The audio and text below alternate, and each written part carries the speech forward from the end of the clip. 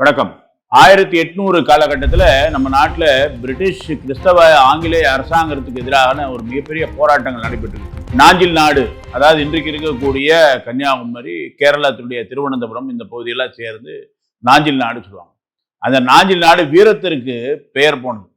அங்க 1806 குண்டரை விளம்பரம் அப்படின்னு சொல்லிட்டு ஒரு மிகப்பெரிய சொற்பொழிவு இன்றளவுக்கும் பேசப்படுகிறது. விளம்பரம்னா பேச்சு. இன்னைக்கு மலையாளத்தில் அந்த வார்த்தை நிறைய பயன்படுத்துறாங்க. அந்த குண்டரை விளம்பரத்தை செய்த அந்த மாவீரன் அழைக்கிறான், நம்மளை கப்பம் கட்ட சொல்லி மிகப்பெரிய அடக்குமுறைக்கும் ஒடுக்குமுறைக்கும் கட்டுக்கடங்காத ஏகாதிபத்தியத்திலையும் பிரிட்டிஷ் அரசாங்கம் ஈடுபட்டு இருக்கு. நம்மளை தொடர்ந்து கப்பம்ங்கிற பேர்ல, வரிங்கிற பேர்ல மிகப்பெரிய அளவுல நம்மை ஒடுக்கி கொண்டிருக்காங்க. அதுலயும் குறிப்பா கிறிஸ்தவ தேவாலயம் கட்டணும் அப்படின்னு சொல்லிட்டு கர்னல் மெக்காலே, அந்த மெக்காலே வேற, கர்னல் மெக்காலே என்று சொல்லக்கூடிய அந்த திருவிதாங்கூரினுடைய ஆட்சியாளர், அந்த அதிகாரி ரிங்கல் டூப் என்று சொல்லக்கூடிய மதமாத்திரத்துக்காக வந்த ஒரு பாதிரியாரோட சேர்ந்துகிட்டு மயிலாடி என்று சொல்லக்கூடிய அந்த பகுதியில, திருவனந்தபுரத்தை ஒட்டி இருக்க பகுதியில தேவாலயம் கட்டணும், அதுக்கு உதவுறேன்னு சொல்லிட்டு மெக்காலே சொன்னதுனால அதற்கு நிதி கேட்டு நம்ம கிட்ட கப்பம் வசூல் பண்றாங்க. மிகப்பெரிய அநீதி அக்கிரமம் நடக்குதுன்னு சொல்லிட்டு அந்த குண்டரை விளம்பரமானது அந்த இடத்துல பேசப்படுது, அதாவது சொற்பொழிவு. இதை கேட்டு நாஞ்சில் நாட்டினுடைய வீரர்கள், மக்கள் திரளாக அந்த போராட்டத்தில் கலந்து கொண்டு அந்த பிரிட்டிஷ் அதிகாரிகளை எதிர்த்து போராட ஆரம்பிக்கிறாங்க. எங்களை ஆள உங்களுக்கு உரிமை இல்லை, நாங்கள் சுதந்திரத்திற்காக போராடுவோம், நீங்கள் இதற்கு வருந்துவீர்கள்.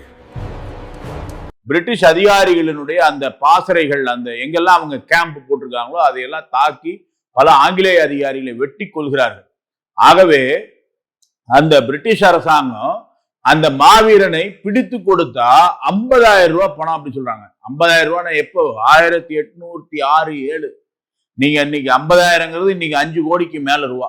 இதுக்கு நடுவுல குயுக்தியாக அந்த மாவீரன் தளபதியாக இருந்த அந்த மன்னரையும் சமாதான ஒப்பந்தம் பேர்ல அவரை நயவஞ்சகமாக அவரையும் கூட்டு சேர்த்து கொண்டார். பலராமவர்மா மன்னர் என்ன பண்றார்? திருவனந்தபுரத்தினுடைய பலராமவர்மா பிரிட்டிஷ்காரனுடைய சேர்ந்துடுறார். எப்பவுமே நாம பார்க்க முடியும், என்றைக்குமே ஒரு நல்லவரை மாட்டி கொடுப்பது கூடவே இருந்து குளிபறிக்கக்கூடிய நபர்களா தான் காட்டி கொடுக்கிறார் துரோகிகள். பிரிட்டிஷ் படைகள் துரத்தி கொண்டு போகும்போது பகவதி அம்மன் ஆலயத்துக்குள்ள போயிடுறாரு அந்த மாவீரன். அந்த மாவீரன் போய் மாட்டிக்கோன்னு தெரிஞ்ச உடனே சொல்றாரு தன்னுடைய சகோதரன் கிட்ட, என்னை கொன்று அப்படின்னு சொல்லிட்டு.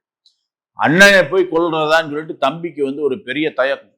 அப்படி தயங்குற போது என்ன பண்றாரு, தன்னுடைய உடைவாளை எடுத்து, அதாவது குத்துவாள் எடுத்து நெஞ்சில குத்திக்கிட்டு இது பண்ண பார்க்கறாரு. சாக முடியல.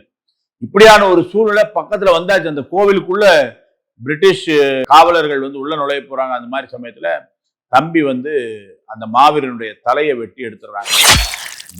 தலையை வெட்டி எடுத்து அந்த தூக்கி கொண்டு ஓடுற போது அந்த உடலை தூக்கி கொண்டு போய் அந்த பிரிட்டிஷ் காவலர்கள் அந்த உடலை ஒரு மரத்துல தூக்கு போட்டு இவரை பழிவாங்கியதை பிரகடனப்படுத்துறாங்க. அப்பேற்பட்ட பிரிட்டிஷ் அரசாங்கத்தை எதிர்த்து தன்னுடைய உயிரை கொடுத்த மாவீரன் யாருன்னா வேலுத்தம்பி தளவாய். எங்களை ஆள உங்களுக்கு உரிமை இல்லை, நாங்கள் சுதந்திரத்திற்காக போராடுவோம், நீங்கள் இதற்கு வருந்துவீர்கள். அப்பேற்பட்ட மாவீரன் வேலுத்தம்பி தளவாயினுடைய பிறந்த தினம் இன்றைக்கு. வணக்கம்.